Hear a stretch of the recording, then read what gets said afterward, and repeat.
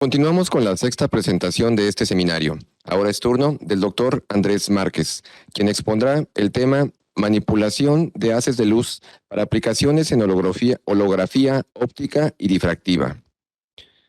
El doctor Andrés Márquez obtuvo el doctorado en física por la Universidad Autónoma de Barcelona. Desde el año 2000 se unió a la Universidad de Alicante, donde es miembro del grupo de investigación de holografía y procesado óptico. Ha publicado más de 180 artículos científicos, es coautor de más de 220 comunicaciones, 4 capítulos de libros y coinventor de 2 patentes. Ha sido investigador principal en 2 proyectos y ha participado en más de 40 proyectos de investigación. Es miembro de la Real Sociedad de Física Española, Sociedad Española de Óptica, European Optical Society, International Society of Optics and Photonics y Senior Member of Optical Society of America. Sin más preámbulo, cedo la palabra al doctor Márquez para su presentación.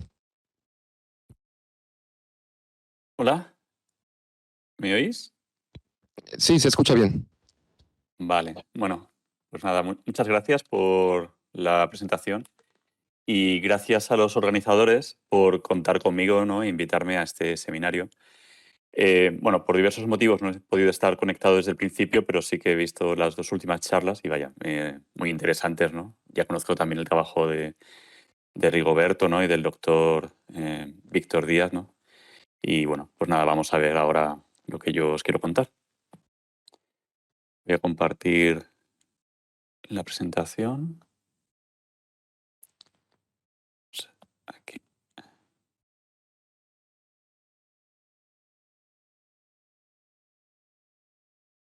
Vale.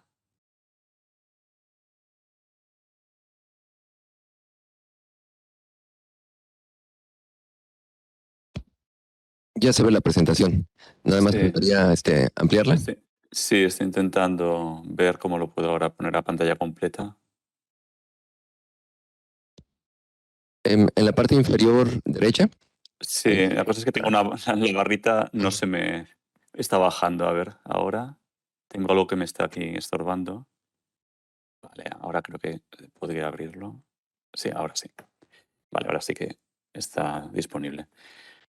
Vale. Bueno, pues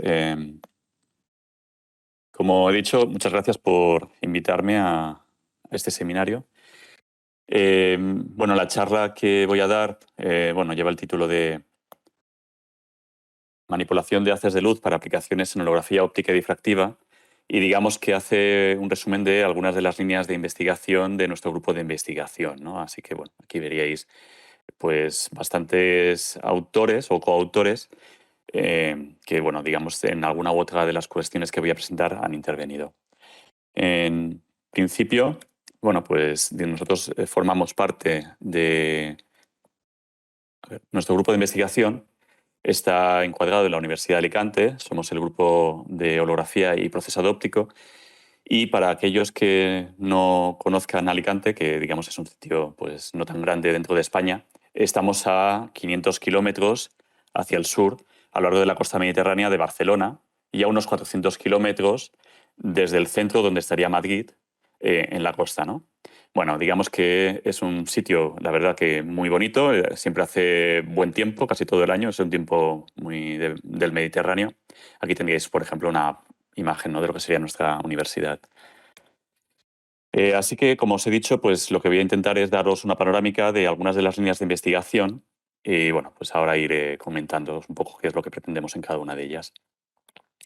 Bueno, digamos que lo que os voy a presentar tiene que ver con, bueno, nuestros objetivos en investigación.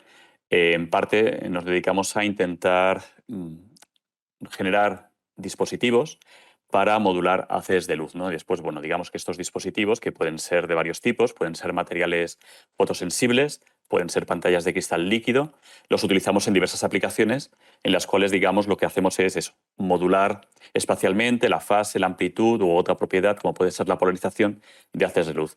Y esta modulación, este cambio de las propiedades, digamos que lo podemos entender desde el punto de vista de información, en que estamos introduciendo información en dichos haces. Esa información pues, puede ser relevante, por ejemplo, en aplicaciones tales como las que se han visto previamente en cuestiones de reconocimiento de imágenes en procesadores ópticos, entre otras cuestiones, ¿no? Bueno, pues un poco para comentar qué es lo que, por ejemplo, haríamos cuando lo que estamos es con materiales que son sensibles a la luz. Nosotros, digamos, desarrollamos y fabricamos materiales orientados a holografía. Bueno, digamos que en este rango pues, habría diversos materiales, gelatinas dicromatadas, emulsiones de haluros de plata, fotoresinas, fotopolímeros y fotopolímeros compuestos basados en cristal líquido y nanopartículas. Bueno, ¿qué es lo que se hace, digamos, en estos materiales? Imaginemos que tenemos un patrón de luz donde tenemos variaciones de intensidad en el mismo y estas variaciones de intensidad pues van a incidir sobre un material el cual, como he dicho, es fotosensible. Digamos que va a poder reaccionar a alguna de sus propiedades, ya sea el índice de refracción, el coeficiente de absorción o el grosor, a que en los puntos locales incida más o menos luz, ¿vale? Así que, digamos, donde incide más luz habrá una variación, una modulación de dichas propiedades. En última instancia, lo que estamos es modulando la permitividad del material. Bueno, pues, por ejemplo, nosotros digamos que nos dedicamos a cuestiones donde estas perturbaciones que hacemos las vamos a aprovechar utilizando conceptos de holografía. Cuando estamos con holografía, podemos distinguir dos tipos de regímenes, que serían los hologramas delgados y los hologramas de volumen. La situación más simple sería cuando lo que estamos es intentando registrar la interferencia de dos haces de luz sobre nuestro material fotosensible, ¿vale? Tenemos aquí estas interferencias, aquí vamos a tener, por tanto, un patrón de interferencias constructivas y destructivas, y nuestro material fotosensible, alguna propiedad del mismo, ya sea lo que sería el índice de refracción o el coeficiente de absorción, etcétera, va a reaccionar frente a estas variaciones de intensidad. Esto, digamos, sería lo que en holografía entendemos como la fase de registro. Después, digamos que una vez que hemos registrado nuestro holograma, en este caso sería el holograma del registro de dos ondas planas, lo que haríamos sería intentar reconstruirlo. En este caso, que digamos es el más simple, lo que reconstruiríamos es con una de las dos ondas que se utilizó en el momento del registro. Esta sería nuestra onda de referencia, que ahora está actuando de reconstrucción. Y debido a la modulación periódica que habíamos registrado previamente, lo que vamos a generar son diversas ondas difractadas, diversas ondas planas que a una distancia suficientemente lejana pues van a ser como puntos de luz, ¿vale? Bueno, esto sería en nuestro caso la reconstrucción. Esto es lo que ocurre cuando estamos con hologramas delgados. Y digamos que en una de las direcciones lo que tenemos es el haz que vendría a ser la reconstrucción del haz objeto que quedó registrado cuando se registró ese patrón de interferencias. En el caso de hologramas delgados, lo que tenemos es que en general vamos a tener múltiples órdenes, múltiples ondas reconstruidas, ¿no? Además del objeto, tendríamos otras.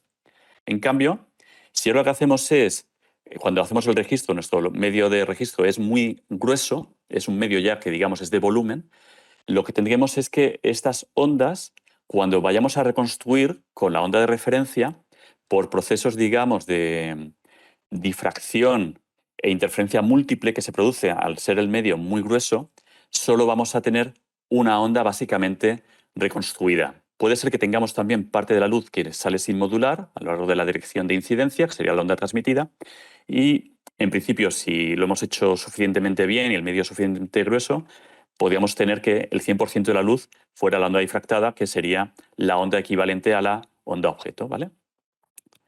Bueno, así que nosotros digamos que nuestro objetivo es precisamente este. Queremos realizar un registro de información a través de la interferencia de estas ondas en función del medio material. Este material pues, va a reaccionar frente a las ondas a la intensidad que está incidiendo y posteriormente, pues digamos, ahí habremos registrado nuestro holograma, nuestro elemento óptico que cumple una serie de funciones en función de cómo eran estas ondas de referencia y onda objeto previamente consideradas.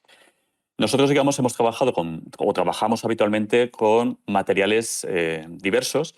Los que nos hemos centrado en los últimos años son fotopolímeros. Estos materiales, digamos, son materiales que podemos fabricar fácilmente en un laboratorio químico que no necesita, digamos, aparataje demasiado sofisticado. Son baratos y nos podemos imaginar que, digamos, que es como casi hacer una cocinilla, ¿vale?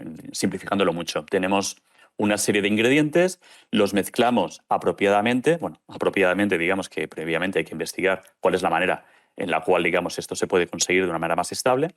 Y finalmente, pues tendríamos este fotopolímero que podemos depositar, por ejemplo, sobre un vidrio, y este fotopolímero sobre este vidrio va a ser nuestra película sensible, ¿vale? Como si fuera una película fotográfica, pero digamos que tiene propiedades más interesantes.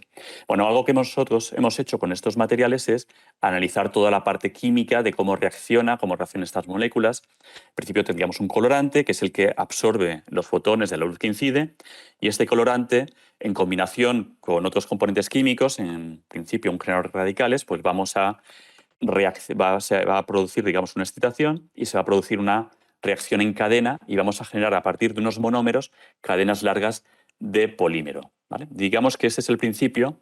Al final, en los materiales que nosotros utilizamos, lo que vamos a generar son modulaciones del índice de refracción o modulaciones del espesor, es decir, no se va a variar la absorción, el medio como tal es un medio transparente y lo que vamos a actuar es sobre la fase de las ondas incidentes. Con lo cual el medio, digamos, es muy eficiente porque no hay absorción.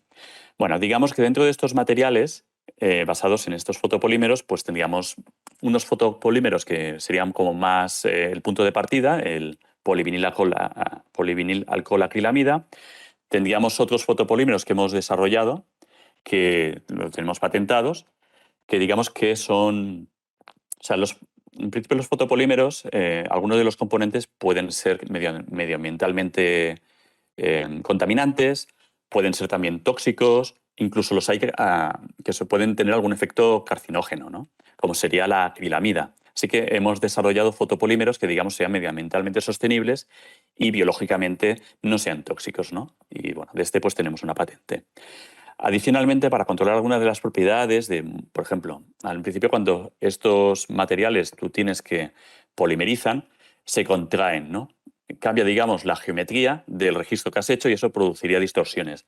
Así que a través de introducirle nanopartículas podíamos controlar este nivel, digamos, de encogimiento. Podemos controlar también el nivel de modulación de índice y algo que, por ejemplo, hacemos también es combinarlos con moléculas de cristal líquido con las cuales, digamos, estas moléculas de cristal líquido de manera conveniente, después aplicando un campo eléctrico, si digamos, estas celdas o estos vidrios donde ponemos esta película fotosensible con este cristal líquido están entre dos electrodos transparentes de dióxido de indio.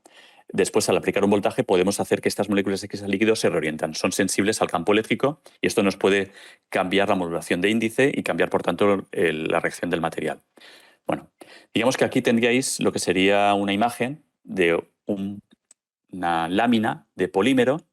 Esta estaría basada en el polivinil alcohol acrilamida, ¿vale? Que es como nuestro fotopolímero de partida. Podemos hacer que tenga grosores muy diferentes, entre 30 micras hasta cerca de 1 milímetro. Esto, en función de la aplicación, pues puede ser interesante el irse a hologramas delgados o a hologramas, digamos, muy gruesos, muy de volumen. Tendríais un esquema de lo que sería la respuesta, o sea, del colorante que lleva. Veis que es sensible a la zona del 530, del verde. Es por eso por lo que lo vemos de color rosado, porque, digamos, absorbe el verde, así que las componentes que nos vemos son las que a nosotros nos dan el colorido. Bueno, aquí tendríamos un ejemplo de bifotopol, que es el fotopolímero en el cual hemos sustituido algunos componentes para que no tengamos estos problemas medioambientales y problemas de toxicología. Y, digamos, la otra combinación que os he comentado es aquella en la cual lo que hacemos es, nuestro fotopolímero, añadirle moléculas de cristal líquido. En este caso es muy interesante porque lo que ocurre es que cuando incidimos con un patrón, el patrón más simple sería este patrón de dos ondas planas que nos van a generar una modulación periódica. Allá donde se fotopolimeriza, donde se generan estas cadenas largas de polímero, lo que hace este polímero es rechazar que en esas zonas tengamos el cristal líquido, que, digamos, es como una especie de material más fluido. Así que hay zonas donde habrá mucho fotopolímero y zonas donde el cristal líquido queda acumulado. Así que se quedan como franjas con material diferente. Cuando después apliquemos, aquí veríamos ya cuando se ha generado esta separación entre estas dos zonas, cuando después apliquemos aquí entre esos electrodos un voltaje, la zona de cristal líquido es la que puede reorientarse, puede moverse y puede cambiar su índice y podemos cambiar la modulación de índice y, por tanto, la periodicidad de la modulación en esta red que habríamos registrado.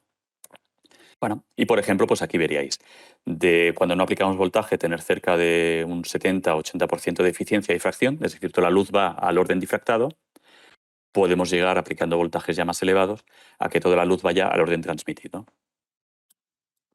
Bueno, digamos que además de tener la parte química y de modelización de cómo reaccionan estos elementos químicos, estas moléculas, para generar nuestros elementos ópticos, con esta modulación de índice que os he comentado, digamos que eso sería lo que tenemos aquí. Pues habría diversos modelos con diversos coeficientes relacionados con la fotoquímica y la cinética química correspondiente.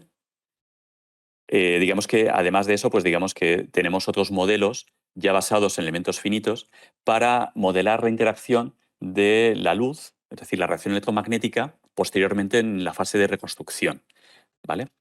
Así que digamos que viendo cómo es el tensor dieléctrico del material frente al campo eléctrico electromagnético que está incidiendo, nosotros podemos estimar cuál es el patrón que obtendríamos a la salida. Bueno, además de lo que os he comentado, es decir, os he comentado que bueno, a través de estos materiales fotosensibles podemos registrar información, elementos ópticos que actúen sobre un haz de luz, modulando espacialmente propiedades del mismo. Otros dispositivos con los que trabajamos y que también han salido hoy en la charla anterior serían los moduladores espaciales de luz. ¿Vale? Voy a comentar un poquito qué es lo que hemos hecho con ellos. Es decir, digamos, un modulador espacial de luz, en cierto modo, tiene que algo que ver con lo último que os he comentado, que eran estos fotopolímeros donde hay cristal líquido inmerso en el mismo. En principio, en un modulador espacial de luz lo que tienes es los dos vidrios con un recubrimiento interior con electrodo transparente de dióxido de indio. En el interior tendríamos las moléculas de cristal líquido. Aquí tendríais lo que se conoce la geometría de alineación paralela. Las moléculas de cristal líquido, si no aplicamos voltaje, pues estarían aquí tumbaditas, y cuando aplicaras un voltaje, debido a una fuerza, digamos, que existe sobre estos materiales, debido a que son anisótropos a nivel dieléctrico, se reorientarían con el campo eléctrico. Al mismo tiempo, estas moléculas son anisótropas ópticamente, y al ser anisótropas ópticamente, lo que ocurre es que si la luz incide polarizada lineal a lo largo del eje largo o a lo largo del eje corto de estas moléculas, va a haber un índice de refracción diferente. Digamos que al aplicar el voltaje, eléctricamente se reorientan y ópticamente afectarían al retardo de la luz que está atravesando este medio. Bueno, digamos que estos digamos, lo podemos configurar en pantallas pixeladas con resoluciones muy elevadas, por ejemplo, unas pantallas de resolución Full HD, con píxeles inferiores a 10 micras, y con rangos de fase que se extienden más allá de los 360 grados, que son lo que habitualmente necesitamos para realizar elementos ópticos, ¿vale? Bueno, a nivel, digamos, estructural o tecnológico, pues lo que tienen estas pantallas es una parte en posterior, donde estaría toda la electrónica, circuitería CMOS, una parte intermedia donde tendríamos la parte de cristal líquido, y entre la parte de delante y la parte de detrás estarían el pixelado, que no es más que los electrodos estos que os he comentado previamente, pero en lugar de ser un electrodo constante, continuo, pues son electrodos con la forma de cada uno de los píxeles, y cada uno de estos píxeles se les puede direccionar de manera independiente el voltaje. De esa manera pues podemos introducir imágenes o podemos introducir funciones diversas, hologramas, que nos hagan alguna función que nos interese sobre el haz que incida. Yendo un poco más adelante, a ver si... Ahora. Bueno, aquí tendríais un poco el esquema de cómo funciona, es decir, al aplicar voltaje las moléculas se reorientan y la luz sufriría un retardo si incide linealmente polarizada a lo largo del eje largo de estas moléculas, que sería el eje extraordinario. A la hora de caracterizar las propiedades, digamos que aquí lo que hay de fondo es que estamos cambiando el retardo, como si fuera una lámina retardadora birrefringente, el retardo en función del voltaje. Así que si queremos, digamos, caracterizar, es algo que hemos hecho, pues desarrollamos modelos para ver cómo podemos calibrar las propiedades de retardo de estas pantallas. Nosotros hemos propuesto diversos modelos basados en el formalismo de Müller-Stokes. ¿Vale? ¿De acuerdo?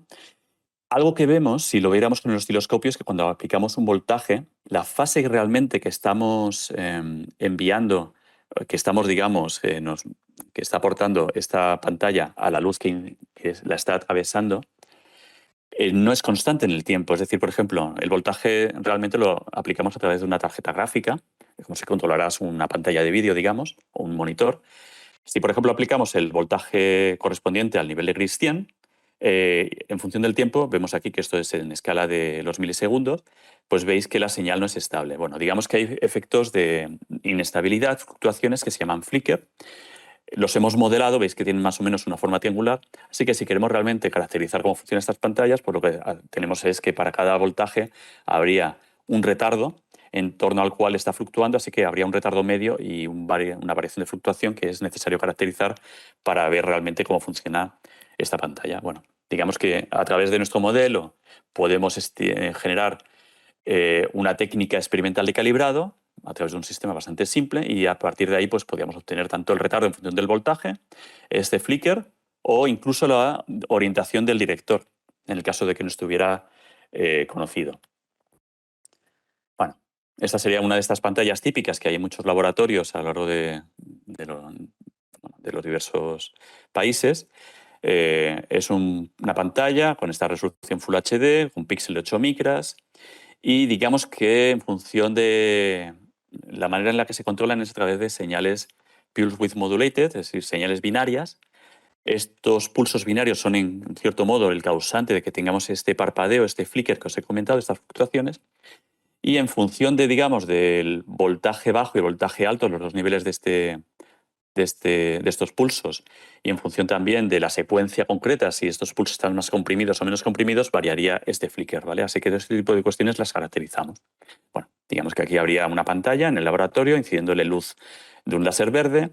Aquí estarían las medidas que obtenemos, que son medidas que obtenemos con un polarímetro, así que son los parámetros de Stokes, y esto después aplicándolo dentro de nuestro modelo, pues podemos obtener el retardo en función del nivel de gris. Por ejemplo, aquí podríamos ver que estamos excediendo los 360 grados de retardo con el voltaje que estuviéramos aplicando y aquí tendríamos el flicker correspondiente. Bueno, variando diversos parámetros de control de la pantalla, podríamos mejorar incluso estos resultados. Aquí veríamos una aplicación. Así que nosotros, una vez que sabemos los retardos que tenemos que aplicar en función del voltaje, podemos, por ejemplo, esta pantalla utilizarla para generar luz polarizada. Así que si, por ejemplo, incidimos sobre la pantalla con luz polarizada circular dextrógira, que sería el caso, podemos encontrar para diversas longitudes de onda el ángulo de incidencia y los voltajes que debemos aplicar para poder, en función del nivel de gris, recorrer un meridiano completo para cada una de estas longitudes de onda, cambiando el ángulo de incidencia, por ejemplo, aquí, podemos generar todo un meridiano a lo largo de la esfera de Poincaré. Bueno, digamos que otra utilidad de estas pantallas, por ejemplo, sería el generar deflectores, interconectores. Es decir, nosotros queremos incide la luz sobre la pantalla y queremos desviarla un cierto ángulo, ¿vale? Pues digamos que el elemento cotidiano básico que se utilizaría para este tipo de función serían las redes Blaze, las redes en dientes de sierra, que debido a que nuestro elemento es pixelado, está, digamos, escalonado. En función del número de niveles, lo que tenemos es que la eficiencia va a variar. Aquí tendríamos, por ejemplo, que la luz que estaría siendo deflectada, en función, si a medida que aumentamos el número de niveles, vamos haciendo que esta luz deflectada pudiera llegar al 100%. Digamos que ya con 8 niveles ya estamos en el 95% de luz aprovechada en la dirección de desvío. ¿De acuerdo? Bueno, aquí tendríamos un esquema donde estamos haciendo con luz, en este caso de un láser de helio-neón, sobre nuestra pantalla. Esta luz, digamos, está incidiendo bajo un ángulo, sale reflejada, es una pantalla por reflexión.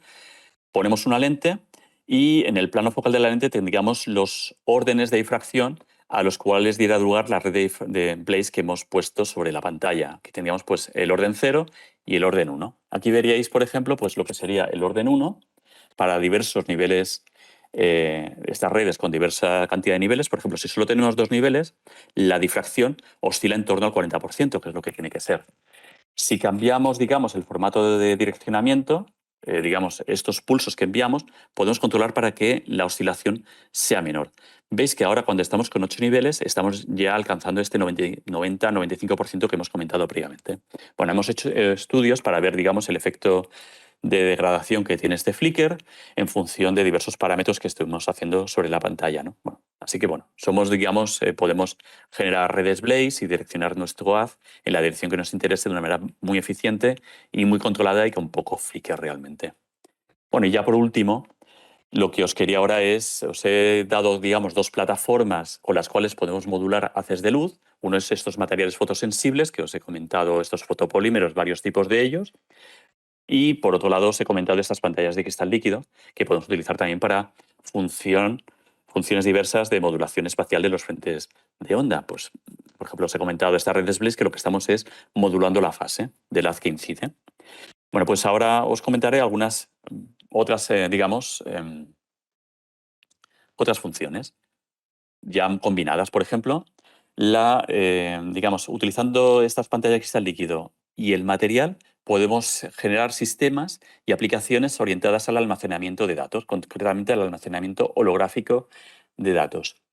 Bueno, digamos que nosotros una de las cosas que hemos hecho es, bueno, digamos que la pantalla nos sirve para introducir la página binaria de datos en el haz objeto que va a interferir sobre nuestro material, que sería el medio donde almacenaremos nuestro fotopolímero.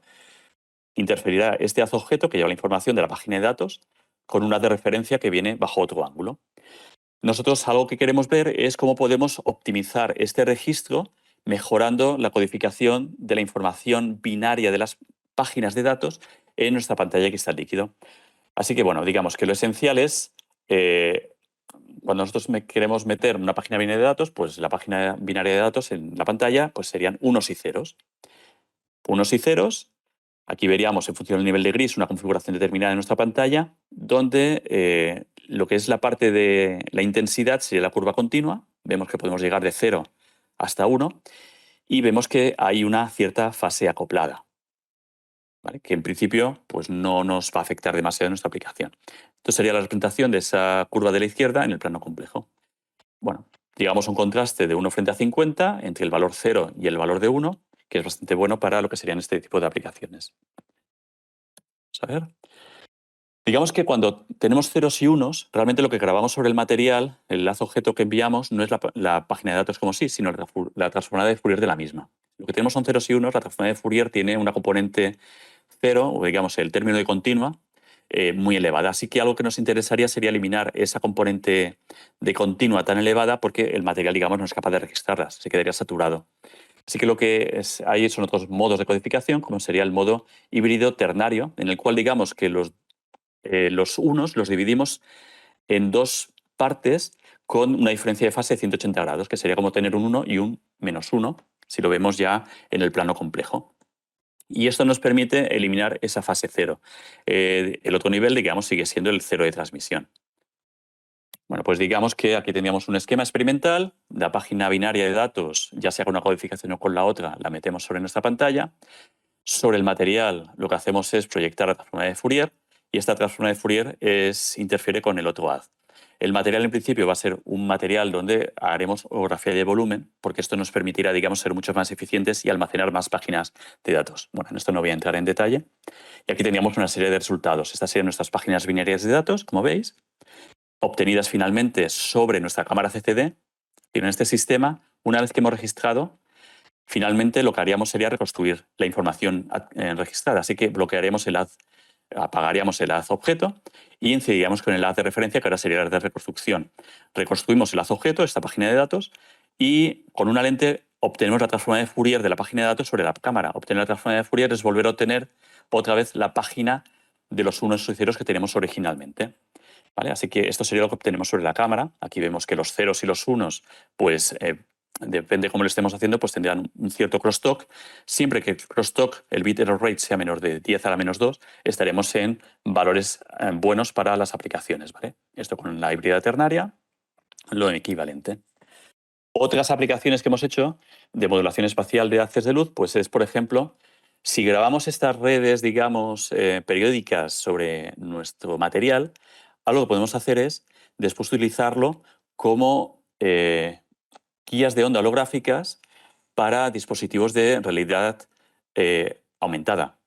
Aquí tendríais un esquema, es decir, nosotros lo que hacemos es, hemos grabado aquí nuestra red periódica, la luz incide, lo hemos registrado tal de manera que ahora tendríamos que la luz es difractada, además con 100% de eficiencia si todo se ha hecho bien, sobre este medio que no es más que una lámina de vidrio, lo que sería la lente, digamos la gafa que estuviéramos utilizando como visor, propagándose hasta el punto de salida. Aquí nosotros tendríamos nuestro ojo y veríamos la imagen que habríamos introducido a través de un display en otro punto lateral de este visor holográfico. Aquí tendréis, por ejemplo, un esquema de dispositivos que hemos generado en el laboratorio. Aquí, digamos, metemos la luz, veis que se va propagando internamente por reflexiones múltiples y finalmente pues saldría por el otro lado y aquí estaría el receptor del mismo. ¿Vale? Bueno, hay que hacer un poco de geometría para ver cómo hay que generar estas franjas en este fotopolímero al hacer el registro para que todo vaya bien. Y aquí tendríais un esquema, bueno, un resultados experimentales ya de imágenes. ¿Vale? Metemos la imagen por un lado y sale por el otro. ¿Vale? Aquí son imágenes captadas en el laboratorio. Otro tipo de aplicaciones, por ejemplo, de estos elementos ópticos holográficos sería para aumentar, para concentradores holográficos, es decir, aumentar la eficiencia en sistemas de generación de fotovoltaica.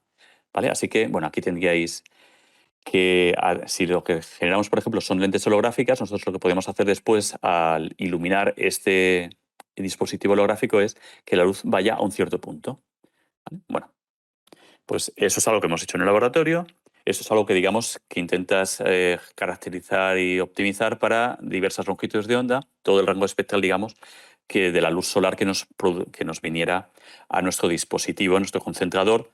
Y esta concentración es finalmente la que cae sobre nuestra celda fotovoltaica. ¿Vale? Así que tendréis un esquema experimental, nuestra lente holográfica, nuestro sensor fotovoltaico y las mediciones, digamos, de corriente frente a potencial, que son características para ver la eficiencia de este sistema.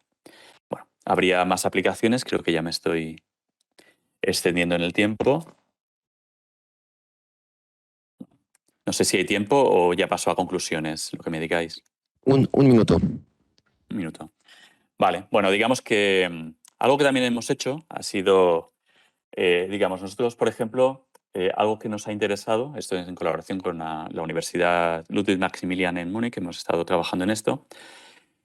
Nosotros podemos generar hologramas sobre nuestro fotopolímero tales que después estos hologramas, en función de si la luz que le incide tiene alguna propiedad específica, por ejemplo, algo que es ahora bastante relevante, es generar haces de luz que tienen momento angular orbital. Momento angular orbital es que, digamos, el haz, la fase en el mismo está variando helicoidalmente. Eso tiene múltiples aplicaciones porque, digamos, que forma una base ortogonal. Cada uno de los modos, digamos, de cada una de las cargas topológicas son modos independientes entre sí, y esto nos permitiría tener canales casi infinitos de información en un haz de luz que, por ejemplo, se propaga es una fibra óptica o que se propaga en el espacio libre.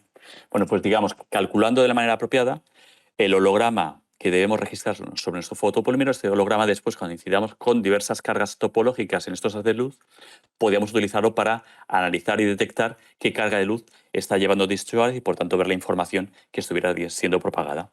Aquí tendríais un esquema. Esto sería nuestro holograma que tenemos registrado sobre el fotopolímero a través de un sistema de fabricación. Y aquí tendríais, por ejemplo, que estamos detectando, en este caso, veis aquí cada una de estas 9 cuadrantes, perdón, corresponden a si se detecta o no se detecta una carga topológica en el haz que incide. Aquí esto correspondería a que el haz que incidió lleva una carga topológica más 4. ¿Vale? Veis que aquí lo que tenemos son puntos. ¿Vale? Si lo que tenemos es que no se concentra en un punto en el eje, es que no estamos detectando ese haz de luz. ¿Vale? Aquí tendríamos, bueno, pues diversos experimentos en función de si estamos iluminando con una carga topológica u otra. Aquí estamos detectando el -1, aquí estamos detectando el -2, etc. ¿Vale? Simplemente otro tipo de aplicación donde estaríamos combinando, digamos, la pantalla que está en líquido y nuestro fotopolímero. En este caso, la pantalla mostraría el holograma que registramos proyectándolo sobre el fotopolímero y después ya tenemos un dispositivo que podemos utilizar en este tipo de aplicaciones, por ejemplo.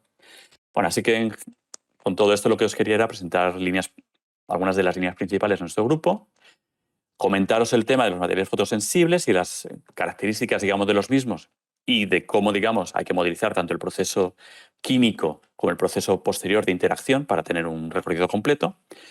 Y el tema de las pantallas, pues también, de la pantalla de cristal líquido, que digamos son elementos dinámicos que nos permiten después, junto con estos materiales, pues ser bastante capaces de hacer muchos tipos diferentes de aplicaciones, ¿no? Algunas de las cuales, como los visores de realidad aumentada o el almacenamiento holográfico de datos, etcétera, pues son los que os acabo de comentar.